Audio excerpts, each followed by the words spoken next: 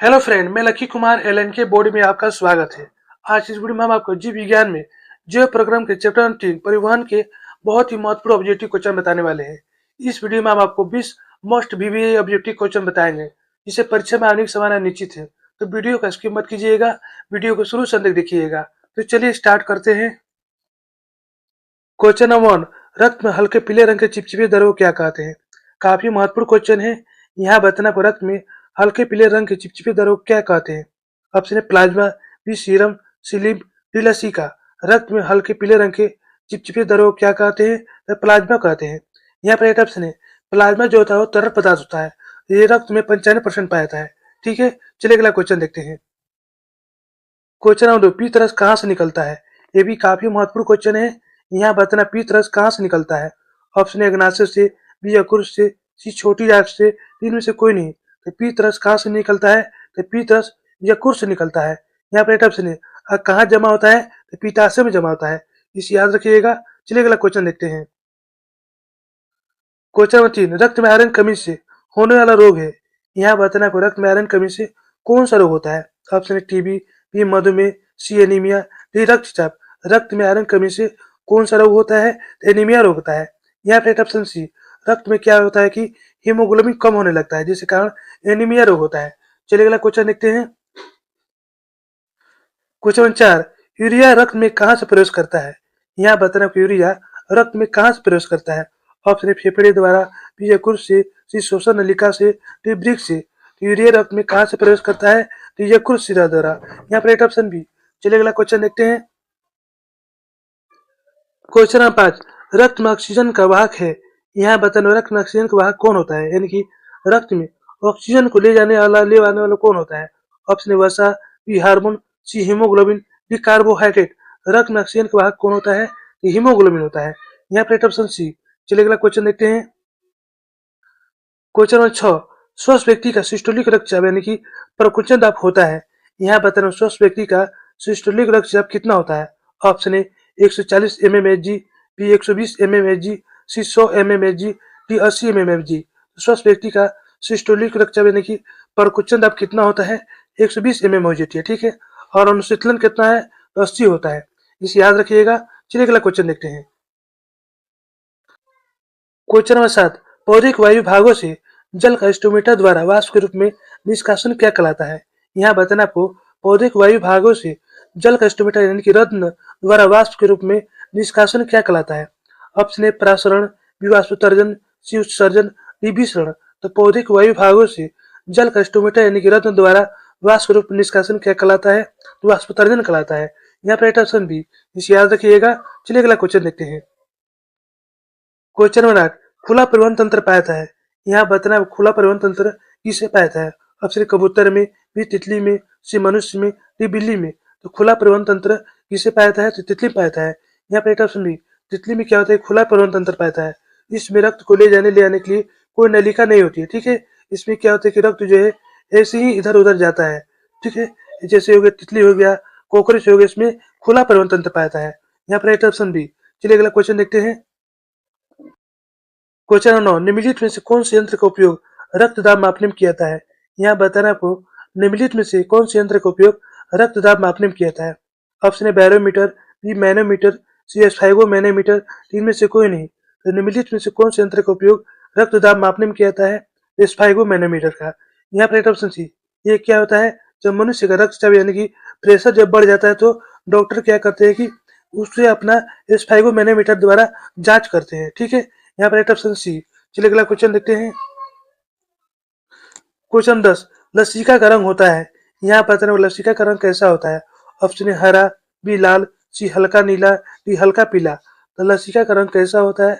तो लसिका का रंग हल्का पीला होता है। यहाँ पर ऑप्शन डी। चलिए अगला क्वेश्चन देखते हैं। क्वेश्चन नंबर 11, इनमें से किसकी उपस्थिति का रक्त लाल दिखाई देता है? ये भी काफी महत्वपूर्ण क्वेश्चन है। यहाँ बताना इनमें से किसकी उपस्थिति का रक्त लाल दिखाई देता है। ऑप्शन थ्रोम्बिन, बी फाइब्रिन, सी हीमोग्लोबिन, डी सीरम। इनमें से किसकी उपस्थिति का रक्त लाल दिखाई देता है? हीमोग्लोबिन का कारण। जब हीमोग्लोबिन कमी हो जाती है यानी कि लाल रक्त की जब कमी होने लगती है तो क्या होता है? एनीमिया रोग होता है। इसे याद रखिएगा। चलिए अगला क्वेश्चन देखते हैं। क्वेश्चन नंबर 12 कोशिका झिल्ली किस प्रकार की झिल्ली है? यहाँ बताना आपको कोशिका झिल्ली जो होती है वो किस प्रकार की झिल्ली होती है। ऑप्शन पराग में, बी अपराग में, सी अर्धपराग में, इनमें से कोई नहीं। कोशिका झिल्ली किस प्रकार की झिल्ली होती है? अर्धपराग में झिल्ली होती है। यहाँ पर ऑप्शन सी, कोशिका झिल्ली को हम प्लाज्मा झिल्ली या जीव द्रव्य भी कहते हैं। ठीक है, चलिए अगला क्वेश्चन देखते हैं। क्वेश्चन 13 पौधे में गैसों का आदान प्रदान किसके द्वारा होता है? ये भी काफी महत्वपूर्ण क्वेश्चन है। यहाँ बताना पौधे में गैसों का आदान प्रदान किसके द्वारा होता है? ऑप्शन ए रत्न द्वारा, बी जड़ द्वारा, सी तनों द्वारा, डी टहनी द्वारा। तो पौधों में गैसों का आदान प्रदान किसके द्वारा होता है? तो रत्न द्वारा होता है। यहाँ पर राइट ऑप्शन है। रत्न कहाँ पाया जाता है? तो रत्न पेड़ के पत्तों में पाया जाता है, इस याद रखिएगा। चलिए अगला क्वेश्चन देखते हैं। क्वेश्चन नंबर 14 मानव हृदय में कितने कोष्ठ होते हैं?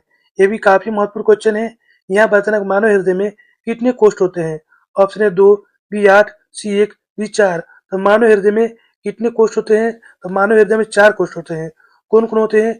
एक बाया नीले होता है, एक दाया नीले होता है, एक बाया अलिंद होता है, एक दाया अलिंद होता है, इस याद रखिएगा। चलिए अगला क्वेश्चन देखते हैं।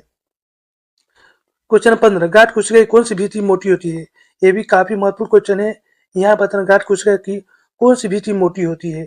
ऑप्शन है भीतरी भित्ति, बी बाहरी भित्ति, सी पार्श्व भित्ति, इनमें सभी। तो गांठ कोशिका की कौन सी भित्ति मोटी होती है? तो जो भीतरी भित्ति होती है वो मोटी होती है।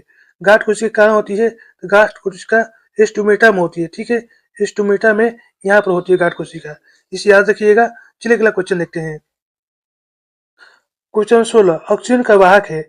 यहाँ बताना ऑक्सीजन का वाहक कौन होता है, यानी कि ऑक्सीजन को ले आने वाला कौन होता है? ऑप्शन है WBC, बी लसिका, सी RBC, इनमें से कोई नहीं। तो ऑक्सीजन का वाहक कौन होता है? RBC होता है, यानी कि रेड ब्लड कॉल होता है। यहाँ पे ऑप्शन सी। चलिए अगला क्वेश्चन देखते हैं। क्वेश्चन 17 हीमोग्लोबिन कमी से कौन सा रोग होता है? ये भी काफी महत्वपूर्ण क्वेश्चन है। यहाँ बताना हीमोग्लोबिन कमी से कौन सा रोग होता है? ऑप्शन है मधुमेह, बी पीलिया, सी एनीमिया, डी डायरिया। हीमोग्लोबिन कमी से कौन सा रोग होता है? तो एनीमिया रोग होता है। यहाँ पे ऑप्शन सी, जब रक्त में लाल रक्तकण की कमी जब होने लगती है तो कौन सा बीमारी होता है? एनीमिया रोग होता है, इस याद रखिएगा। चलिए अगला क्वेश्चन देखते हैं। क्वेश्चन 18 रुधिरचाप नियंत्रित होता है। यहाँ बता रुधिरचाप यानी कि रक्तचाप किसके द्वारा नियंत्रित होता है?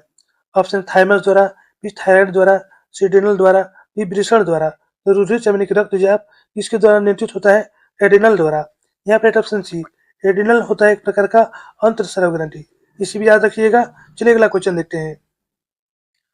क्वेश्चन 19 मनुष्य में श्वेत रक्त कोशिकाओं की जीवन अवधि होती है। यहाँ बताना मनुष्य में श्वेत रक्त कोशिकाओं की जीवन अवधि कितने दिनों की होती है? ऑप्शन ए 12 से 20 दिन, बी 2 से 3 महीना, सी 20 से 30 दिन, डी 4 महीना से अधिक। तो मानव में श्वेत रक्त कोशिकाओं की जीवन अवधि कितने दिनों की होती है? तो 12 से 20 दिन की। ठीक है, और लाल रक्त कण की जीवन अवधि कितनी होती है? 120 दिनों की होती है। साथ में इसी भी याद रखिएगा। चलिए अगला क्वेश्चन देखते हैं।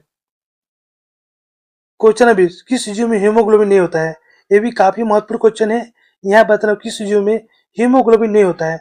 ऑप्शन पंछी में, बी मक्खी में, सी मनुष्य में, डी में से कोई नहीं। तो किस जीव में हीमोग्लोबिन नहीं होता है? तो मक्खी में क्या होता है, उसमें हीमोग्लोबिन नहीं पाया जाता है। मक्खी हुआ, कॉकरोच हुआ, इसमें हीमोग्लोबिन नहीं होता है। इनका रक्त जो होता है श्वेत होता है। ठीक है, तो दोस्तों यहीं पर हमारा वीडियो समाप्त होता है। यहाँ पर हम आपको 20 महत्वपूर्ण ऑब्जेक्टिव क्वेश्चन बता चुके हैं, इसे याद कर लीजिएगा। यदि हमारी वीडियो आपको अच्छी लगती हो तो लाइक सब्सक्राइब जरूर कीजिएगा, बेल आइकन जरूर दबाइएगा, जिससे नए वीडियो को नोटिफिकेशन आपको मिलता रहे। धन्यवाद।